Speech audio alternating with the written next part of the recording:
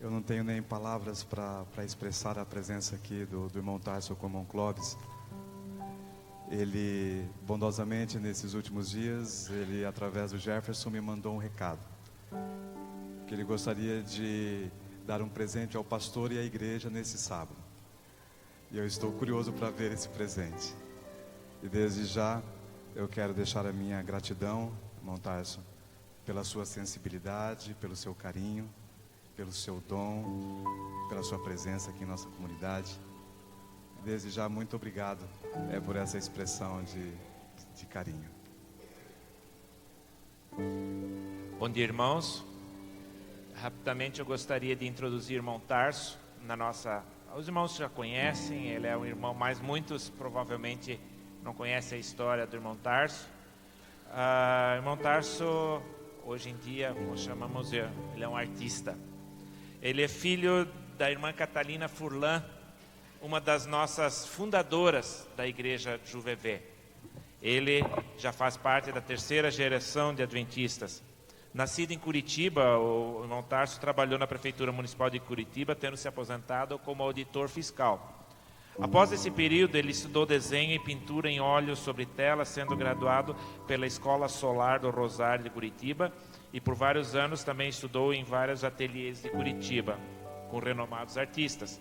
Recentemente recebeu o Prêmio Cultura e Divulgação, proposta pela Câmara Municipal de Curitiba. E após a sua aposentadoria, seguiu em sua dedicação e paixão pela pintura em tempo integral, apresentando sua arte, enfim, nas galerias, cafés e participando de várias vernissagens em Curitiba, onde suas obras são bastante apreciadas. Em setembro de 2016, participou a convite da sua Internacional Marchand da primeira exposição internacional em Galeria Pigna, em Roma. E em outubro de 2016 se apresentou em Museu de Louvre, em Paris, em exposição Art de Passement, onde, entre 600 artistas participantes do mundo todo, foi condecorado como o prêmio O Melhor do Salão. Em maio de 2017, se apresentou no World Trade Center de Dubai, Emirados Árabes, e sua obra foi premiada com a medalha de prata conferida pelo Sheikh Ahmed Rukni, curador daquela exposição. Suas obras são inspiradas nas inúmeras viagens internacionais, usando fotografia e visão crítica da criação, e onde sendo apresentadas em New York, Líbano, Paris, Chile, Buenos Aires, e seu projeto de vida ainda é continuar seus estudos nos próximos anos na Academia de Arte Firenze, em Florença, na Itália, para desenvolver novos conhecimentos sobre a arte.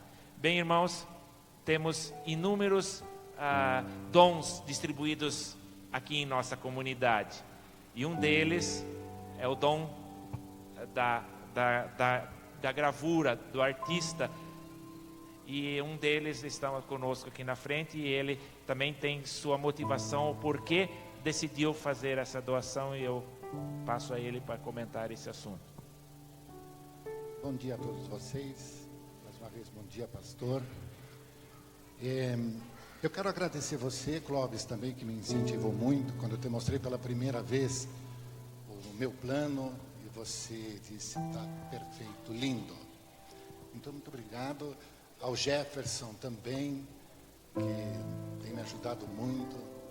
A música que está tocando, graças ao Jefferson, ao Lucas, muito obrigado.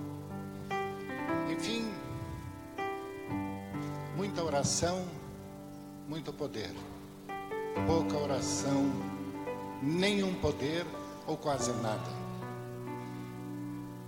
E pastor, as suas pregações, não é só aquele quadro ali que é uma obra de arte. As suas pregações também são muito bem desenhadas, muito bem estruturadas, muito bem pensadas. E eu tenho o Senhor, pastor, como o sino dessa igreja. E quando o Senhor fala, há um silêncio. O Senhor chama, esse sino toca, que a gente se congrega aqui para voltarmos para casa diferentes. E com certeza, pastor, todas as suas pregações originam, como essa, uma obra.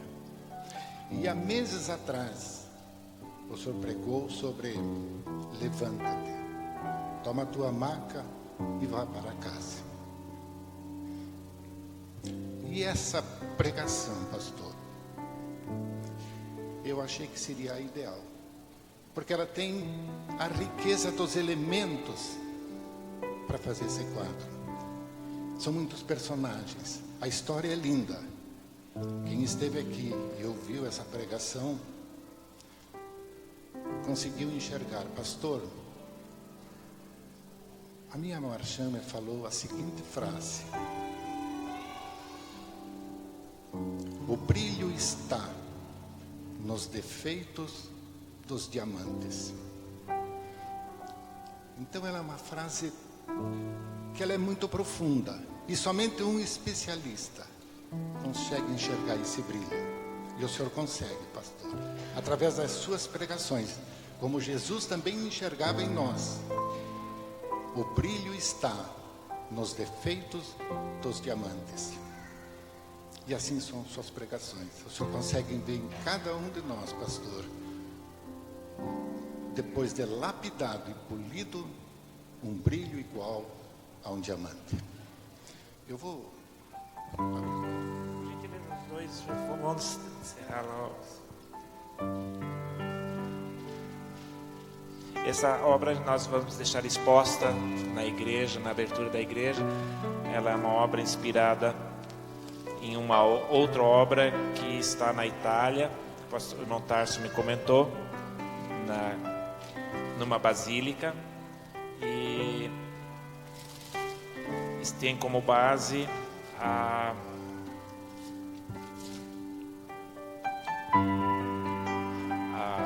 milagre de Cristo, que lindo, quando curou o paralítico. Muito obrigado, Tarso, pela sua disposição, e com certeza a gente entendeu o seu motivo de inspiração, e que ele seja a nossa inspiração também, toda vez que adentrarmos a essa igreja. Não tenho palavras, irmão Tarso, só quero dizer muito obrigado. A questão dos sermões foi demais, o senhor falou. Os sermões são muito limitados, mas são feitos com carinho.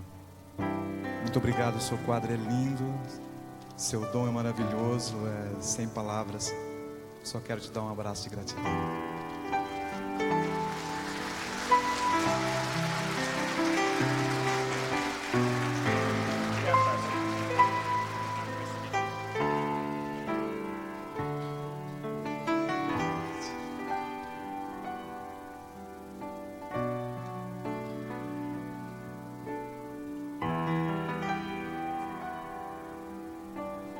Pastor Herbert, você está vendo como que é ser pastor aqui na nossa comunidade de UVV? Quero convidar você que venha aqui à frente. O coração da gente fica acelerado cada sábado. Pastor Herbert Alves Lindoso, ele está chegando para compor o pastorado dessa igreja. Nós oramos muito para que tivéssemos um pastor com cabelo mais pretinho, né? Lindoso, né? O nome dele, e nós estamos felizes, pastor Herbert, pela sua presença. Eu vou orar por você. Aqui a gente tem que tomar muito cuidado, porque se a gente não tomar cuidado, a gente engorda muito, a gente para de correr. Mas que está aqui sua comunidade, oramos, conversamos muito, e a gente precisava muito de um homem como você. E Deus nos dirige, Deus está dirigindo a sua vida. E Deus trouxe você para você estar aqui realizando o seu ministério. Seja bem-vindo aqui com a gente. Obrigado. Eu já me senti em casa quando eu comecei a conhecer a igreja. Estive ali com a sala jovem e já vi diversos ex-alunos meus aqui na igreja. Esse ano eu comecei a trabalhar na igreja como professor. Fiquei um tempo como vice-diretor. E no final do ano, faz umas 2, 3 semanas, eu recebi o chamado para ficar como pastor associado do pastor Claudenir. É uma honra, um privilégio muito grande. Eu espero que a gente possa fazer um bom trabalho aí para Jesus e que a nossa igreja possa ser uma igreja muito mais saudável do que já tem sido, né? Bom, Marcelo, ele é o nosso... Fica só um pouquinho aqui, por favor. O irmão Marcelo é o nosso líder dos anciãos, líder desta igreja, e ele vai te dar um abraço com as boas-vindas da nossa comunidade.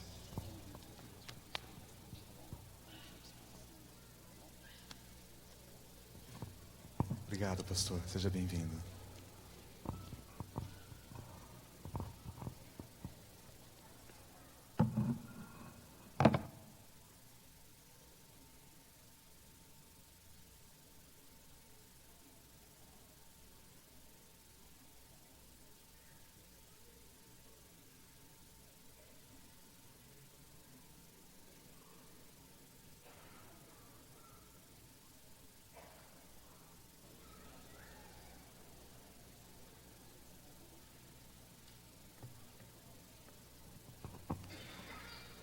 Confesso que eu estou meio sem jeito para falar com você agora. O coração da gente fica emocionado. Pastor, você sabe, o pastor não mexe com números, o pastor mexe com coração, com emoção. Isso mexe com a gente. Mas nessa manhã eu queria convidar você para que juntos nós pudéssemos falar um pouquinho sobre Natal. É interessante que você e eu estamos já com o nosso coração, nossa mente voltado para esse momento. Se você anda pelas ruas, os prédios, os sinais, os shoppings, todos eles já vivem o clima, o espírito de Natal, dizem alguns. Mas é incrível que quando você e eu pensamos num Natal verdadeiro, a gente fica com algumas interrogações, porque nós cristãos adulteramos um pouquinho o significado do Natal. Afinal de contas, você e eu nos preocupamos com a ceia, nos preocupamos com os presentes, com as viagens, com a recepção dos nossos familiares, com a nossa sala, com os nossos filhos. É interessante que quando você e eu buscamos no Google, por exemplo, hoje, respostas para um Natal verdadeiro, ou imagens de Natal, você vê bolas de Natal, você vê árvores, você vê clipes de Nossa Maria Fumaça, com a sua singeleza e beleza, e a sua história, pelos trilhos, caminhando aqui por Curitiba. Mas é incrível que mesmo no Google você não vê manjedoura, você não vê estrela, você não vê reis magos, você não vê Jesus Cristo. O que está acontecendo com o meu Natal? Será que você e eu estamos focados na centralidade dele, da razão dele, que é o nascimento do nosso Senhor Jesus Cristo? É interessante que no Velho Testamento existem mais de 300 profecias falando da vinda do Messias, do Príncipe da Paz, do Emanuel, Deus conosco. E é incrível que nós muitas vezes não paramos no Natal para a gente refletir sobre a essência, sobre o significado do cumprimento dessas profecias em relação ao Emanuel, Deus conosco, Jesus Cristo, o menino Jesus. E por incrível que pareça, o tempo vai passando e a história atrás da história do Natal vai se perdendo pelo tempo. E veio o menino. E é interessante que essa vinda tem uma dimensão, uma cosmovisão tão grande, que muitas vezes você e eu não conseguimos compreender. Como que um Deus se tornou um menino e se envolveu numa cultura tão vulnerável, aonde em muitos momentos, se não fosse a sua dependência de Deus, perderia completamente a noção do tempo, do espaço e das razões de sua vinda. Eu fiquei pensando, como um homem poderia ter vindo e ter cumprido as profecias em sua totalidade. Profecias que foram escritas 200 anos antes, 400 anos antes, 600 anos antes, 700, 2.000 anos, 4.000 anos atrás. E é incrível que um livro bem antigo, Science and Speaks, escrito por Peter Stoner e Robert Newman, um físico e um matemático, eles fizeram essa brincadeira dizendo o seguinte: quem hoje teria condições de cumprir pelo menos 8 profecias escritas sobre ele há 700, 1.000, 2.000 anos atrás? E vejam o resultado de Peter Stoner e Robert Newman. E eles disseram assim: quais as chances de uma pessoa cumprir ao longo de sua vida 8 profecias? E eles fizeram uma brincadeira e colocaram uma em 10, elevada à potência 17ª. Talvez alguns de vocês tenham noção desse número, eu não consigo ter noção desse número. Por isso alguém, olhando para o livro, fez o seguinte: ele colocou o que significa 1 em 10, uma chance em 10 elevada à 17ª potência. E olhando para uma base, eles tinham uma base, porque Peter Stone, ele colocou que essa base ele colocou como Texas, o estado onde ele vive. O estado do Texas tem mais ou menos o tamanho do Rio Grande do Sul, Santa Catarina, Paraná e 50% do estado de São Paulo.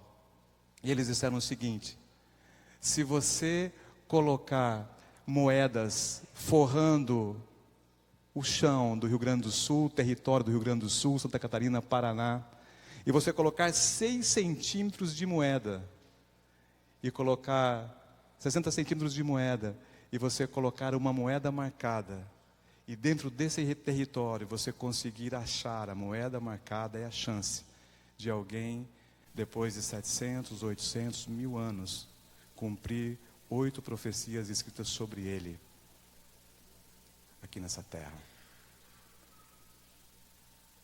Eu olho para Jesus Cristo e vejo que ele não cumpriu apenas 8 profecias. Jesus cumpriu mais de 300 profecias no Antigo Testamento. E eu fico olhando essa imensidão de poder de um Deus. Ao mesmo tempo, esse ilimitado amor de um Deus que veio a essa terra e interagiu com o ser humano para que essas profecias pudessem ser cumpridas, mas que acima delas, esse amor pudesse alcançar você e eu neste Natal de 2017. Eu te pergunto nesta manhã: será que estamos olhando para essas profecias com a mesma intensidade, com o mesmo amor, com a mesma veracidade de descobrir as suas revelações neste Natal? Eu quero rapidamente rever com você uma das grandes profecias do Velho Testamento, escrita por um simples homem, chamado teologicamente de um profeta menor, devido ao tamanho dos seus escritos, o tamanho do seu livro, Miqueias. E Miqueias, no capítulo 5, verso 2 a 5, ele retrata uma profecia. Miqueias viveu 700 anos antes de Cristo, ou no 8º século antes de Cristo. E para que a gente possa entender bem essa profecia, eu queria rapidamente rever com você a parte histórica dela, o contexto histórico, para que a gente possa ter uma compreensão clara dessa profecia sobre Jesus Cristo. E Miqueias vivia numa pequena cidade. Mas dentro desse território, Tiglat-Pileser III, rei da Síria, expandindo o seu território, ele chega até Samaria.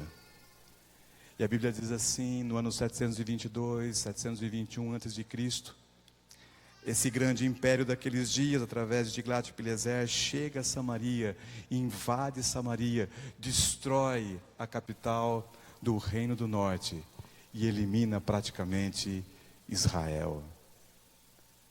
Enquanto Miqueias vê isso, ele vê que o reino de Judá se preocupou com a destruição de Samaria. E em Jerusalém, o rei daqueles dias, ele tenta um contato com Tiglat-Pileser. Ele diz o seguinte: olha, eu quero fazer uma aliança com a Síria. Tiglat-Pileser zomba de Jerusalém, chega com parte do seu exército, sitia a capital do reino do sul, a capital do reino de Judá. E naquele momento, chega Miqueias para escrever a profecia registrada no capítulo 5, de 2 a 5, sobre Jesus Cristo. É incrível. É incrível porque Miqueias, ele é contemporâneo de Isaías. Isaías, o grande profeta messiânico, o homem que tinha os relacionamentos com as grandes cidades do povo de Deus naqueles dias, Jerusalém e Samaria. Mas em Miqueias, ele começa a escrever o seguinte verso: mas tu, Belém Efrata, Miqueias 5, 2 a 3, embora pequeno entre os clãs de Judá, de ti virá para mim aquele que será o governante sobre Israel. Suas origens estão no passado distante, em tempos antigos. Por isso os israelitas serão abandonados até que aquela que está em trabalho de parto dê à luz. E então o restante dos irmãos do governante voltará para unir-se aos israelitas. Ele se estabelecerá e os pastoreará na força do Senhor, na majestade do nome do Senhor, o seu Deus. E eles viverão em segurança, pois a grandeza dele alcançará os confins da terra, e ele será a sua paz. Incrível essa profecia. No 8º século antes de Cristo, 722, 721 antes de Cristo, estava essa crise instaurada em Jerusalém e Samaria. Samaria, capital, como eu disse, do norte, havia sido destruída, Jerusalém sendo sitiada, crise econômica, crise social, crise religiosa, crises e crises, e de repente vem um profeta lá de uma cidadezinha pequena, de uma vila pequena, e ele diz assim: a salvação não vai vir de Jerusalém, a salvação vai vir de uma vila, a salvação vai vir de Belém.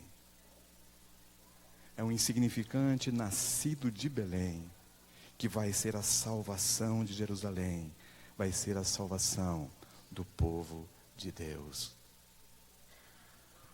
Eu olho para esse texto me encanta, porque Miqueias retrata Belém Efrata, uma pequena vila dentro das clãs de Judá, ficava ao norte de Jerusalém, a 15 quilômetros de Jerusalém.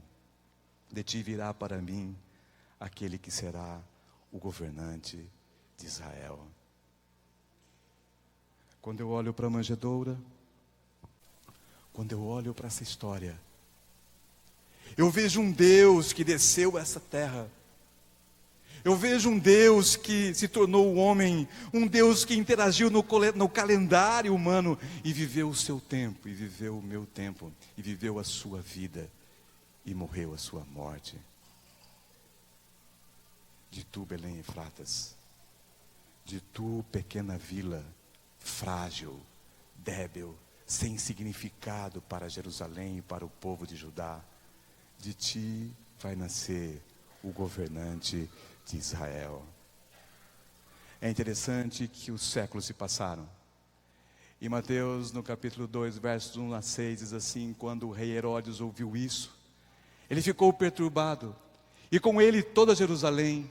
E tendo reunido todos os chefes dos sacerdotes do povo e os mestres da lei, perguntou-lhes onde deveria nascer o Cristo. Ele estava impactado, os magos estavam chegando, passaram pelo seu palácio e disseram: nós conhecemos a profecia, nós conhecemos o livro de Miqueias, nós conhecemos Miqueias 5, versos 2 a 5. E os magos disseram: olha, nós estamos vindo para encontrar o governante de Israel, para encontrar o nascido de Belém Efratas.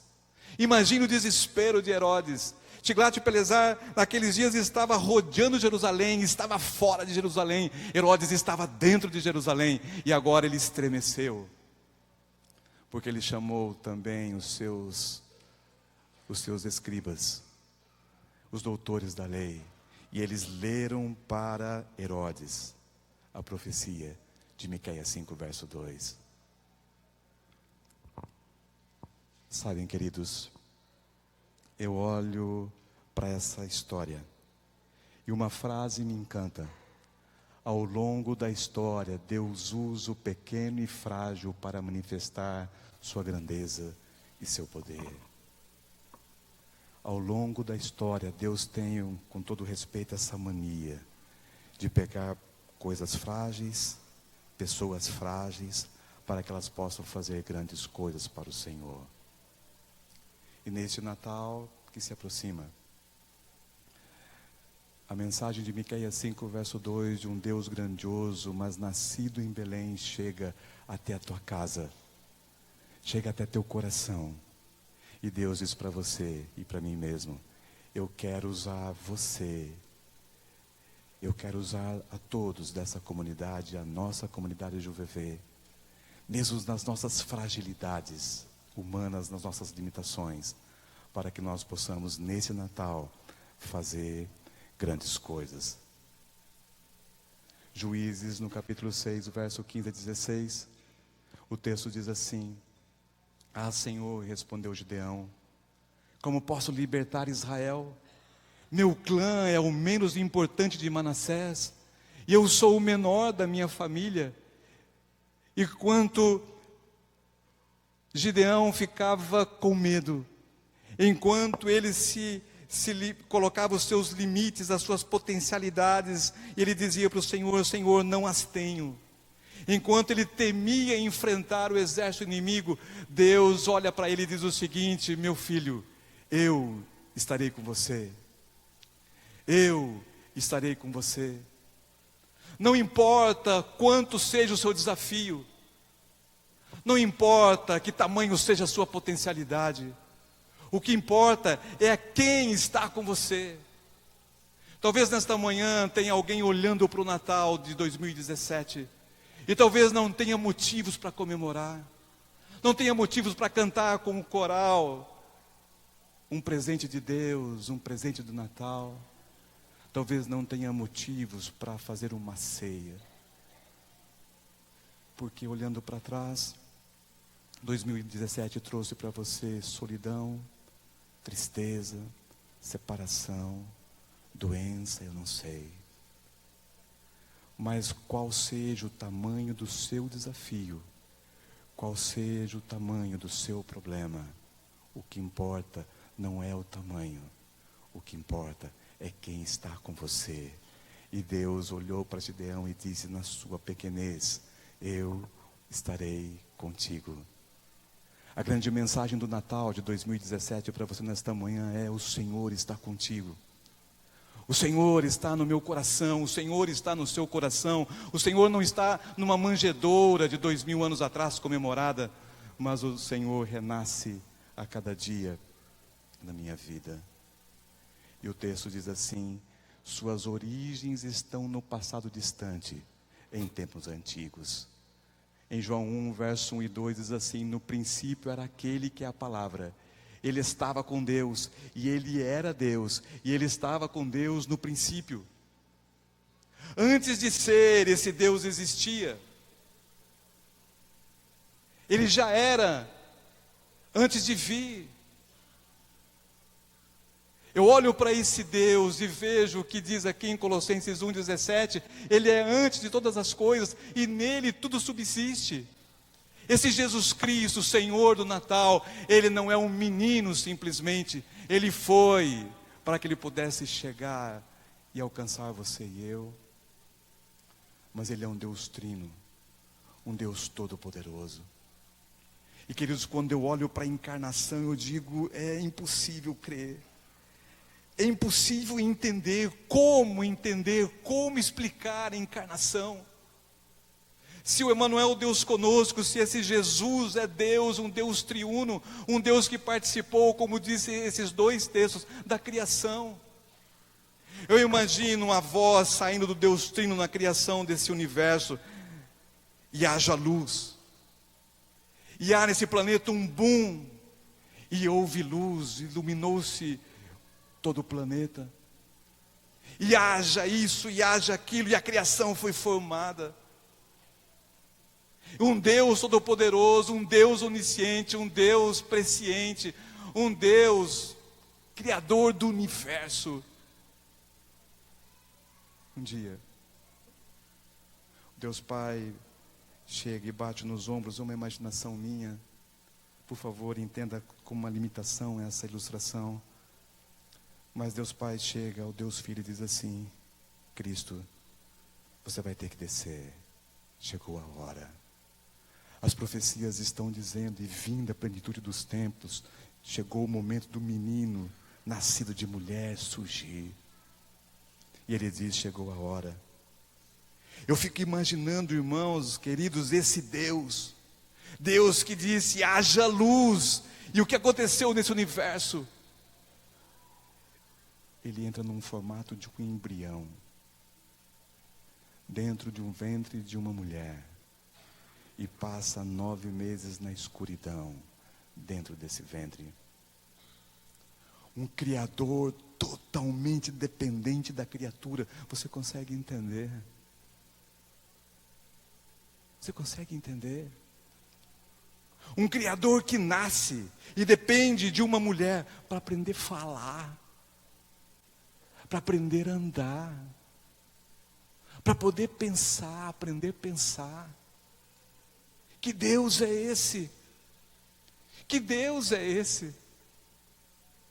Como você e eu vamos comemorar o Natal de um Deus que veio a essa terra, independente da criatura, Ele começou o seu trabalho, o seu envolvimento. Esse Deus que assumiu a minha culpa, que assumiu a minha forma, um Deus que veio como Adão, para que pudesse vencer e não ser um derrotado como nossos primeiros pais. Um Deus que passou pelas mesmas provações, mas pela dependência de Deus, não foi a vontade dele que foi colocada nessa terra e que imperou, mas a vontade do Pai. E um Deus que foi levado à cruz. E um Deus que na cruz assumiu a sua culpa e a minha. Assumiu o seu pecado e o meu.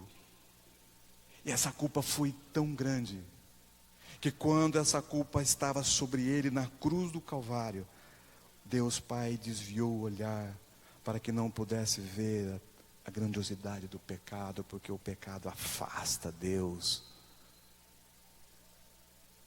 E naquele momento,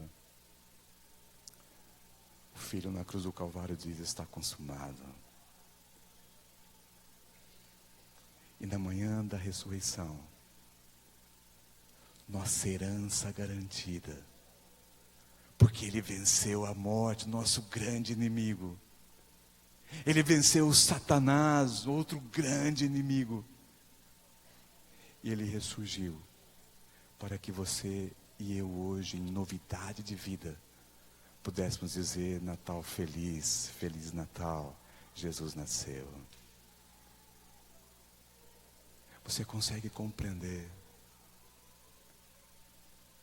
Você consegue entender?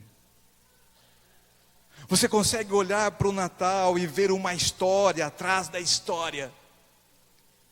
Você consegue olhar para um Cristo que não é apenas essa história, mas é um Deus poderoso que desceu e não mediu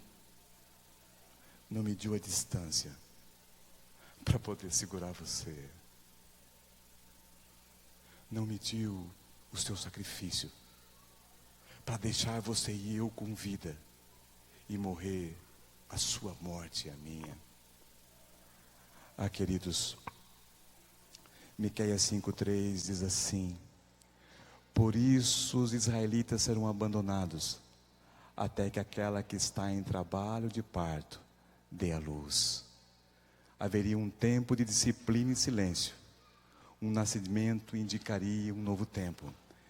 E nós passamos por um momento desse na dispensação dos 400 anos de silêncio entre o último profeta do Velho Testamento e o nascimento do filho da Virgem grávida, que chamaria Emanuel, Deus conosco.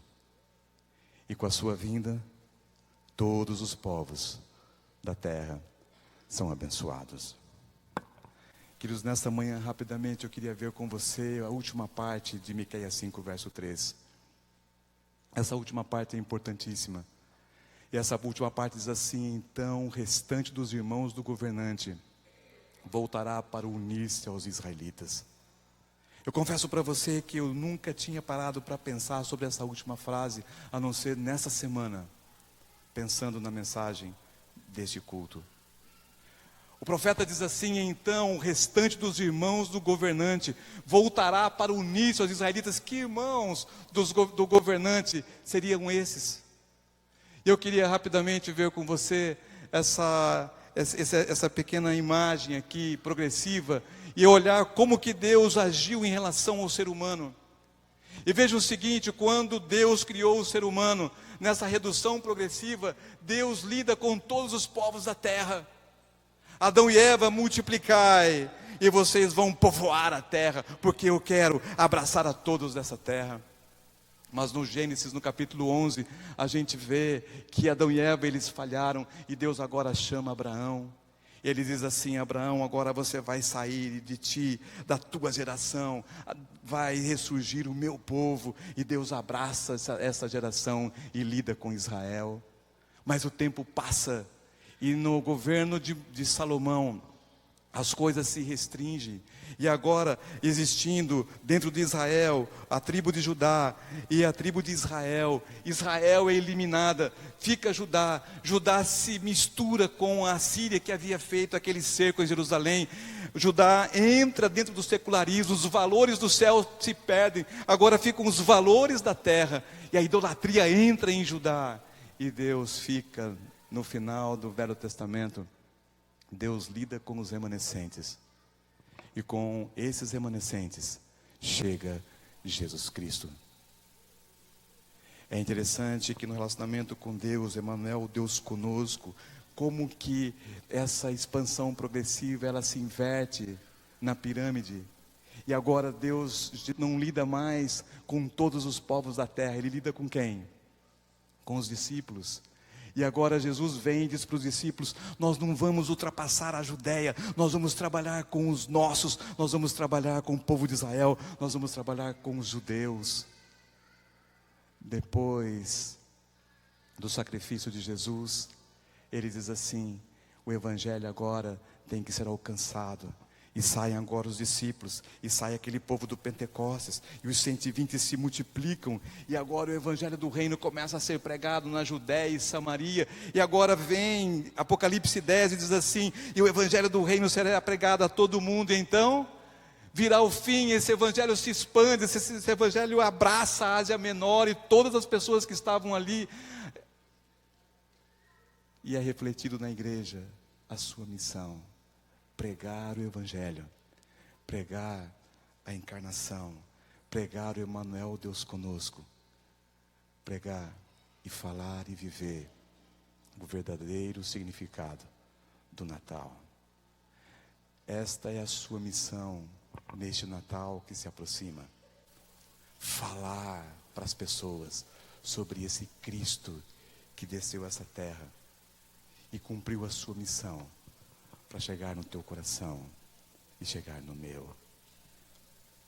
Deus, através de Cristo, desceu, cumpriu a sua missão.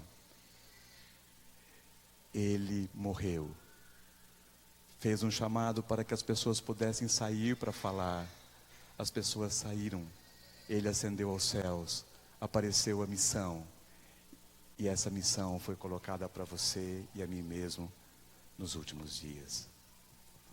Por isso, nesta manhã, você e eu podemos pensar no Natal verdadeiro, porque os discípulos cumpriram a missão no passado. Eles deram a sua vida falando para as pessoas sobre o Cristo encarnado, sobre Emmanuel, Deus conosco. Eles comemoravam o Natal verdadeiro todos os dias, porque Cristo não renascia numa manjedoura. Cristo nascia onde? No coração das pessoas. No coração das pessoas. Ele se estabelecerá e os pastoreará na força do Senhor, na majestade do nome do Senhor, o seu Deus. O Natal me reflete ao presente, mas o Natal me faz ir ao futuro. E eu coloquei aqui esse texto para a gente relembrar rapidamente. Apocalipse 7,17 diz assim: pois o Cordeiro que está no centro do trono será o seu pastor. Ele os guiará às fontes de água viva. E Deus enxugará dos seus olhos toda lágrima. Sabem por quê, queridos, que eu e você podemos comemorar o Natal de 2017?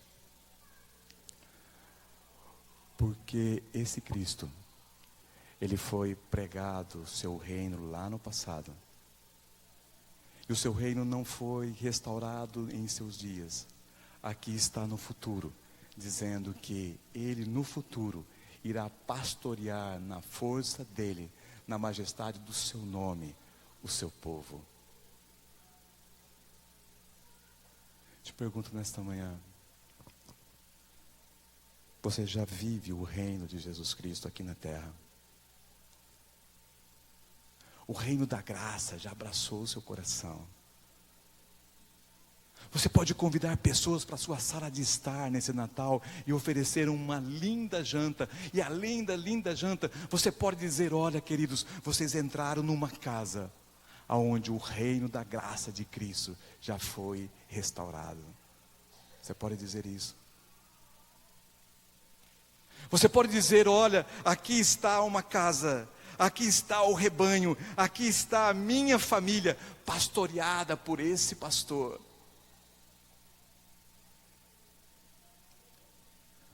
Sabem, eu fiquei pensando sobre o Natal verdadeiro. E eu olhei para os últimos versos de Miqueias. E ali diz assim: e eles viverão em segurança no reino de Deus, no reino da glória. Nós não estaremos nos encontrando com assaltos em cada esquina, com a morte em cada quadra dessa cidade, em cada lugar onde a gente vai. Mas nós nos encontraremos em segurança.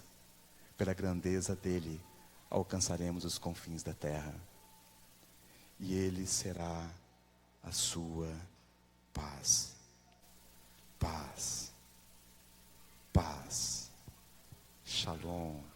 Shalom. Paz. Meus queridos, o significado da palavra paz em português é aquele que não tem conflito. Então eu digo assim: eu estou em paz com a minha esposa, eu estou em paz com a Ritinha, porque eu não estou em conflito com a Ritinha. Eu estou em paz com a minha comunidade, porque eu não estou vivendo em conflito com a minha comunidade. Mas o que significa paz no hebraico? Paz no hebraico significa plenitude de paz. A paz na essência. Uma paz que independe de circunstâncias. Uma paz que não é porque eu ganho um presente, porque alguém me abraça, porque alguém me beija, que eu sinto paz. E quando alguém me odeia, quando há um problema, eu já sinto ódio. É uma paz plena. E por isso ele veio, Jesus Cristo, e disse: deixo-vos a minha paz, e a minha paz vos dou. Minha paz vos dou. Eu quero desafiar você nesta manhã, aqui neste Natal eu possa dizer: obrigado, Senhor. Obrigado porque há 2000 anos atrás o Senhor desceu essa terra. O Senhor interagiu com o ser humano. E através de sua vida e de seu sacrifício, eu tenho shalom. Eu tenho paz. Eu tenho paz. Através de sua presença, eu estou aqui com a minha família. Porque o seu reino já está na minha vida, já está no meu coração. Não é mais passado, não é mais simplesmente uma esperança do futuro, mas é uma esperança no presente. E enquanto estamos vivendo, eu sei que na história e na teologia e na escatologia, o seu reino vai ter que ser restaurado. Quando? Quando esse reino vai ser restaurado? Quando? Hoje e no futuro, quando? Na segunda vinda do nosso Senhor Jesus Cristo, esse reino vai ser restaurado, o reino de glória. Por isso, queridos, enquanto você e eu estivermos hoje comemorando o Natal, milhões de crianças não terão o que colocar na mesa, porque os seus pais não têm nada para oferecer. Enquanto você e eu estivermos comemorando o Natal, milhões de soldados estarão longe de sua casa para defender ideologias loucas como a gente está vendo hoje. Pensamentos egocêntricos de líderes que não têm uma vírgula do shalom, da paz. E milhares de mulheres estarão chorando à distância dos seus maridos. Enquanto você e eu comemoramos o Natal, milhares de meninas de 7 a 8 anos tailandesas, na noite de Natal estarão sendo estupradas pelos soldados que circundam aquele movimento todo de um país de pólvora que está surgindo naquela zona do planeta. Enquanto você e eu cantamos Feliz Natal, talvez a vizinha ou o vizinho do lado estará chorando, olhando para um ente querido dentro de um caixão. Sabem por quê? Sabem por quê? Porque o reino ainda não foi restaurado. Qual deveria ser a nossa segunda oração? Maranata, o Senhor logo vem. Venha logo, Senhor. Venha logo, Senhor. Feliz Natal. Natal feliz para você.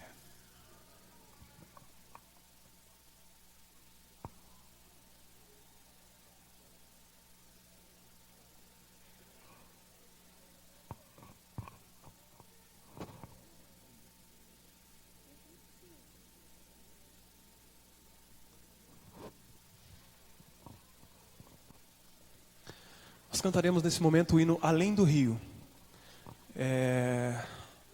Nós teremos uma cerimônia batismal ainda hoje. Então vamos preparar nosso coração agora, entoando esse louvor ao nosso Deus.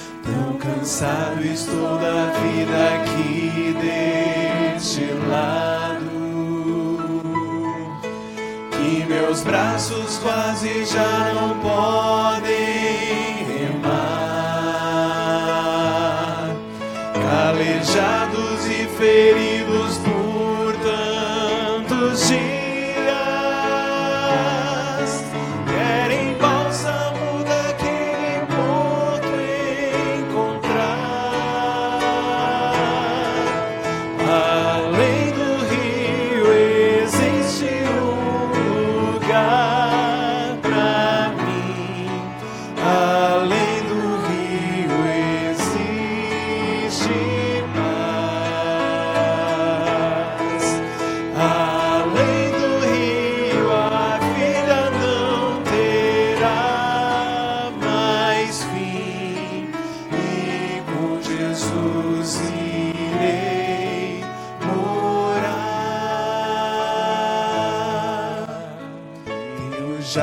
sonhado com aquelas moradas que olho alguma que não viu e nunca verá. Tem beleza incapaz de ser comparada, pois a glória do Senhor presente está, muito mais bonito que o sol poente, ou a gota d'água em prisma como cristal. É o encontro de irmãos de fé redimidos. Compensou viver, lutar, vencer afinal. Além do rio existe um lugar pra mim. Além do rio existe paz. Além do rio a vida não terá mais fim. Com Jesus irei morar. Além do rio existe um lugar pra mim. Além do rio existe paz. Além do rio a vida não terá mais fim. E com Jesus irei morar.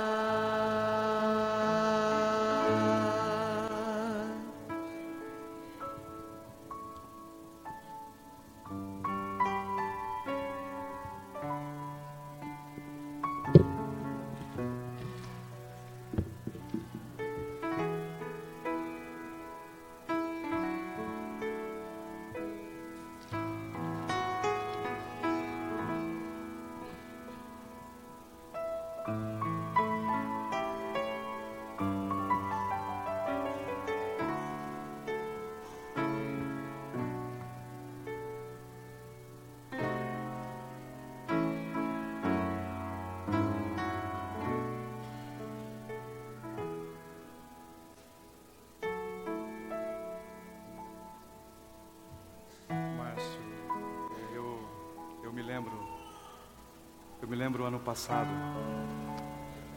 no último sermão que eu fiz aqui em 2016, a gente se encontrou na porta, você me abraçou e você disse assim: pastor, você vai fazer meu batismo. Um ano se passou. Hoje é meu último sermão de 2017, aqui na igreja. E a tua promessa está sendo cumprida. O Danilo está aqui do lado. Fica aqui pertinho, Danilo. Como é bom a gente ter amigos. O Danilo tem compartilhado como amigo da vida do Márcio. Nesta manhã ele está aqui junto para dizer pro Márcio: olha, Márcio, nesse caminho, nessa reconstrução de sua vida, você sempre está do lado. Que gostoso, Márcio, nesta manhã, olhando para o sentimento de um Natal verdadeiro, ver como você abriu seu coração e permitiu que Jesus pudesse renascer na sua vida. Aqui estão seus amigos, seus familiares. Eu tenho certeza que há uma alegria imensa no coração dos amigos, dos familiares, poderem compartilhar com você esse momento único. E o nosso desejo como comunidade cristã, filhos de Deus, seja que você possa contar conosco nessa nova jornada ao lado de Deus.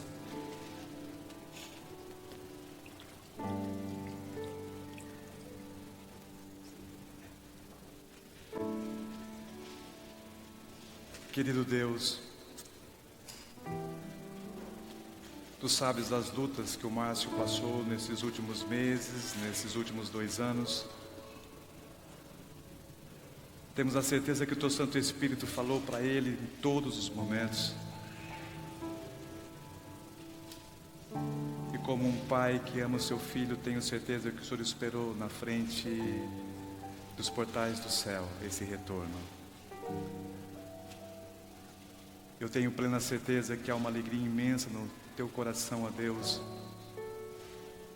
por ver teu filho retornando à sua casa, aos teus braços. Nós queremos entregar o Márcio em tuas mãos.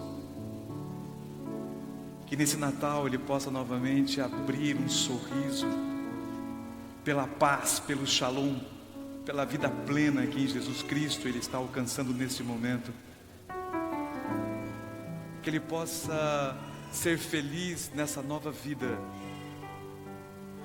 Por isso eu o batizo como ministro do Evangelho, através de Jesus Cristo, para a remissão dos seus pecados e para que o nome do Márcio possa ser registrado no livro da vida. Em nome do Pai, do Filho e do Espírito Santo. Amém.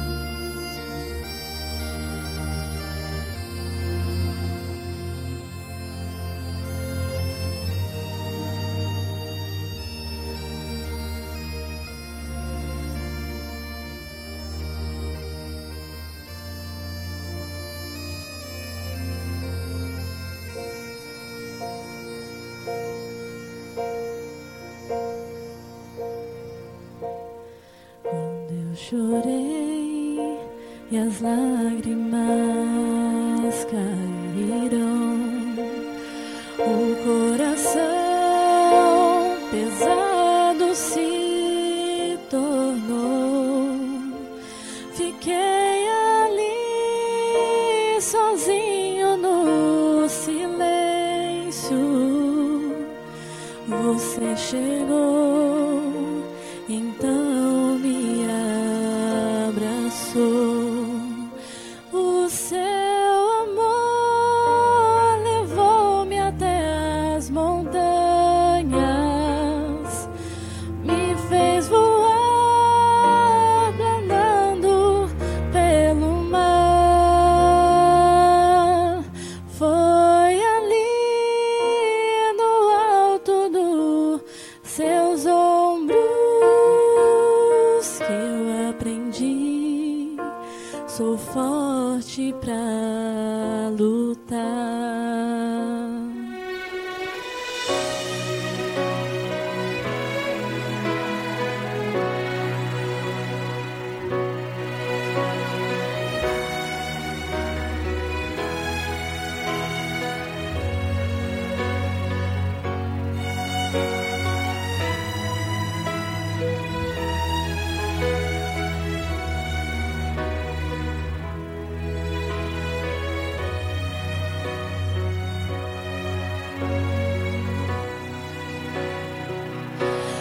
O seu amor levou-me até as montanhas,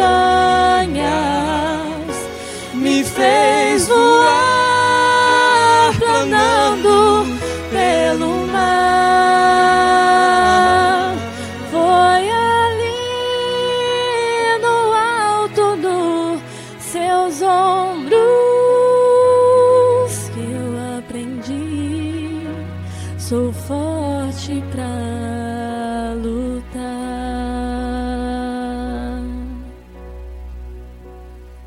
No mundo aqui, a luta continua. São corações cansados de chorar, mas quando estou sozinho eu fecho os olhos e posso ver o céu a me esperar.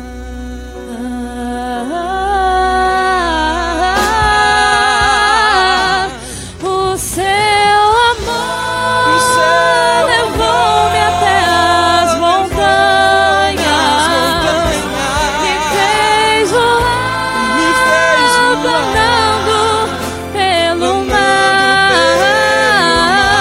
E foi ali no alto dos seus ombros que eu aprendi, eu sou forte pra lutar, lutar. Oh. O seu As montanhas, planando pelo mar. E foi ali no alto dos seus ombros que eu aprendi, sou forte pra lutar.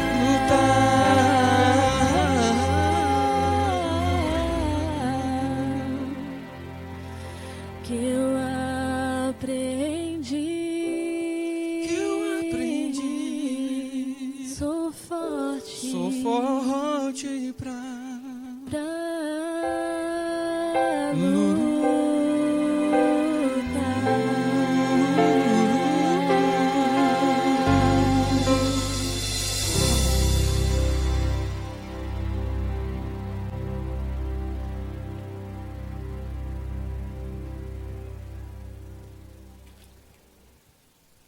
O Senhor te abençoe e te guarde. O Senhor faça resplandecer o seu rosto sobre vós e tenha misericórdia de vós. O Senhor sobre vós levante o seu rosto e te dê a paz. Shalom, hoje e eternamente. Amém.